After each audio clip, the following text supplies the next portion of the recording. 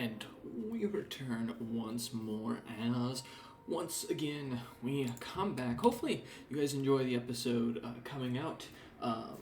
And hopefully the content will kind of catch your guys' eye as I do the first kind of 5 episodes and see what you guys think. If you really enjoy it, we'll continue the series, and if not, we'll pivot over to probably something else at that point.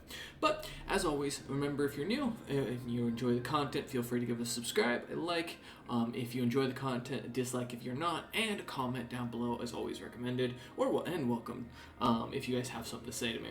Last time we left off, we kind of basically went over a lot of the stuff that has changed in the game, and introduced our character here, Chieftain Bilgun, where we played for roughly about 4 years of time, starting at 18, kind of going over what the name meant, what the house is about, what the goals are. So if you guys want to kind of go check that out, you can go see the first episode as I talk about for like 30 some odd minutes. We also had our first son, who is a bit of a disappointment for us. Sadly, he is not a giant, nor is he Hale, which was kind of unfortunate, so he has a lot to live up as the heir to the family name. Currently, I don't think our wife is pregnant. No, we did get married though, and we've been kind of just going around raiding and building up our territory. Right now, our biggest issue is we need more herdsmen, and we do not have enough herdsmen to assign to this role. So we're kind of stuck.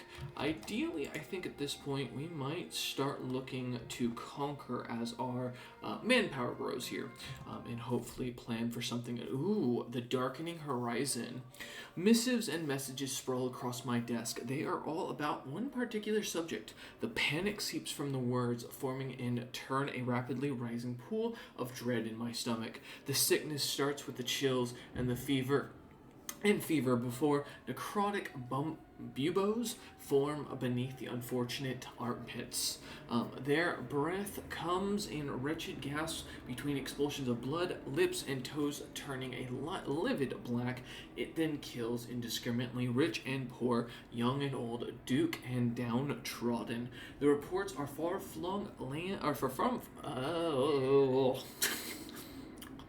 The reports are from far-flung lands for now, but my trembling fingers trace the dates. It is getting closer. All an ill omen for times to come. Ain't that the truth? So we have some people around us. Honestly, I think it would be... Well, we can humiliate. What does that even give us? Moves and adopts unruly...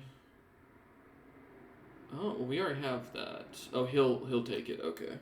You gain 350, some legitimacy. Some of their obedient vassals may forsake obedience, and due to high rank of your... Okay. He has 2k in allies. Wait a minute. I am 100% good. Wait, are you... You have a truce. Is it because you... Oh, well, he is my liege. Can my liege join in that war? I don't think he can, but I'll leave the guy alone then. What about you then?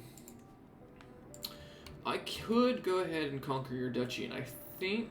Or your chieftain here. I think it'd be a good idea to do so. Why not? Let's call in our allies, and let's get some warring going here. See what we can do as we grow larger. Our manpower gain, romance, intruder. Oh yeah, that's right. We were romancing our wife last time. I forgot about that. Every time I close my eyes, I see Chiefess. Oh yeah, that's right, because we learned Turkish. I see Chiefess Fatima face, or Chiefs. Every time I close my eyes, I see Chiefess Fatima's face. Sleep will not come. I cannot wait another moment. Cloaked in shadows, I make my way to the garden outside her living quarters. The sight of Fatima's chamber window makes my heart stir. You are married, my man. So close, and yet so far. You could have just stepped into her room. But wait, who is that climbing up the tower? The shady figure stops by Fatima's window and unlatches the shutter. My sweetness is in danger. I must stop her. Yes. I must save her, rather. The sounds from the struggle above is the greatest motivator I've ever known. Without care for life or limb, I hoist myself through Chiefess Fatima's window. This dude is huge. to do that. I feel as if I plunged into a frozen lake. Fatma is on the floor, the intruder pushing her down, a gleaming blade between them. With a roar, I grab the villain by the collar and throw him into the wall. The rest is a blur. When the danger is over, I turn towards Fatma, towards her. Fatma, are you alright? I ask cautiously, as if my words were a spell. She finally unfreezes and throws herself into my arms. Thank Tangri, you are here, Belgun. I will never let harm come to you again. Fantastic. Of course I shall join you. Yes, thank you. Now let's see if his 600 men can manage to do anything against us. We really just want them to attack us in our territory here so we can kind of farm up a little bit of XP. Especially because we don't have right now, unfortunately, any sort of a herd that we can work with. Now that was an easy victory. A skirmish round, not a slaughter, huh? No fanciness to us here. Sadly, we aren't amongst the kill count, but that's okay as we go and take some territory. We're also doing this because as lands get colder, I want to make sure we have some land. Who are you warring with? Oh, him. Oh, well, he's one of the fellow vassals. I don't really care what's going on. Oh, alright. Where's our ally? He's coming. Cool. Fantastic, because we're going to need his assistance as we sit here waiting for everything to go on. Nothing fancy, sadly, no events. Alright, cool. We're still not employing a stargazer, that's alright. And we're just going to kind of chill on his capital wall. Our allies come to help us. Sir, I need you to siege him. Do you understand? Thank you. Let's trade places and let him... Okay, well, he doesn't have enough manpower now, so we'll go join him, and let's see if that works. I love the AI mechanics in this game. There we go. Alright. Did he just start walking away? No. Okay, fantastic. I'm sitting around the map table with Dair and Borogul, discussing our strategy for the ongoing war. Dair bangs his fist on the table and loudly proclaims, "We should charge the enemy directly and crush them with the sheer might of our armies," while Borogul sits back and patiently advocates for us to secure critical locations and wait for the enemy to come to us instead. It is my right to decide our ultimate decision. My commanders can act as they each see fit. I agree. Alright, let's start sieging his capital. Don't you leave. I was gonna say, mate, you better not screw me. Alright. Now that you love me, by the way, you can help me out with my court intrigue, because we're gonna need that. We also need to get our domain fertility up a good bit, but we can't do anything about that until after the war, so. And plus, it is winter right now, so. Even though we have abundant grazing going on, which is interesting. So the Great Khan right now, the Gherkin, is him, although we still have some decent competitors of the region right now. Alright, and we got our siege with ease, enforcing our demands and taking our legitimacy back. Fantastic. We do have a little too much, so can we... Oh, wasn't enough. Okay. Is it? No. I tried. My eyelids flutter open as the morning sun beams down on them. I roll upright, stretch and yawn. My throat is a bit sore. My eyes, too, are somewhat blearier than usual. I even feel a slight sniffle. Oh no, please not me. Deliver me from this fate. Tell me, O Tengri, that the dreaded plague has not spread to these lands and made me its first victim. My physician will give me the top-of-the-line treatment. Yes, totally. As we work on our domain issue a little bit. Spreading nerves. Ooh, once the initial shock at my presence from the punters has eased, this tavern has turned out to be quite the place to relax. Nevertheless, the barkeep appears somewhat on edge. You know, my lord, about the great pestilence. Have you heard what it's doing to people? It's making them grow a third eye. She gestures frantically. But that's what they say. How will we survive? The ever busy they are once more doing a fine work. Does that sound particularly likely to you? Yeah, nope. Not at all a thing that's gonna happen. You can raise this tribe. So, this would give us changes tribe to nomadic settlement, which is what I think I want to do. We downgrade to 1 level at a time until they are destroyed. Holding will then change the primary. Yeah, Perfect. So that turns into that and gives us a bit of fertility, which while it's land, it still will be better than not having it. Perfect. Let's go with never back down, increasing our advantages and then increasing our military might as we do so. Ah, the stiff stackers. The very first supplicant of the day steps towards me, and it's clear this is nobody of high standing. The dirt and grime beneath his fingernails confirms that even if he has clearly put some effort into appearing presentable. I represent the gravediggers of Bat Erdain, my lord, he begins. And we have a request of you. The fearsome plague creeps towards us as we speak. Our noble profession will be much in need soon. That much is sure. We will be the ones handling the bodies, the ones most at risk, he continues. In return, we ask only for a small raise in recompense.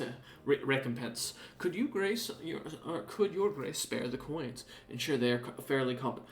50 gold! Oh, ouch, that's gonna hurt for a minute. We're gonna need to go raiding. Yeah, we definitely need to, kind of raid for a minute. Well, you have a decent loot. You don't have much. You have 15. I mean, you're kind of strong. Alright, we're gonna come down here. We're gonna raise you first, I think. And then once we've raised this guy, we should be good. Get that coinage coming in as we continue to lead our men, having yet to get a nickname, and our wife seems to have fallen pregnant. Fantastic. We gained some more coin. Also, did we happen to gain any extra people from that? No. Never a dull moment with this young lad, and he is becoming a decent spy. We're gonna... I really wanted to set him up otherwise, but if that's the education he wants, that's the education he'll get. We'll have his mother educate him. Because otherwise, that becomes a problem. Someone has learned Mongolic. Nice, congratulations. We're just helping out a quick siege here while we vibe, because we have nothing that really needs to be rushed off towards. And we got some decent herds. Vasugyan is going to need to be put into control, I assume. Oh, I can't even... Oof. Siberian permafrost recently sacked. Oh, yeah, so until 887. Okay, that's why. That makes a bit more sense. Yes, I know I'm in debt. We've known that for quite a while. We also still don't have a stargazer. Ooh, you have grown closer, good friend. Fantastic. Alright. No longer my situation. Wait, what? I'm gonna lose 100 men? Are you... Oh, fudge. Well, we might as well head back, because we couldn't do anything. I didn't see that until it was too late, and that's stupid, for those wondering, in my opinion. But, you know, hey, what is my opinion matter? We'll name you after Fatma. Of course, my daughter is the giant.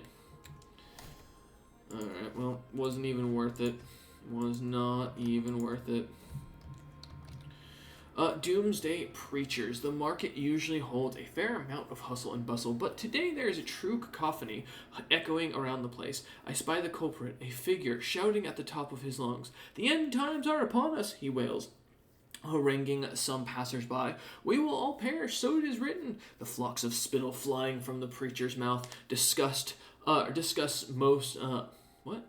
The flecks of spittle flying from the preacher's mouth discuss most...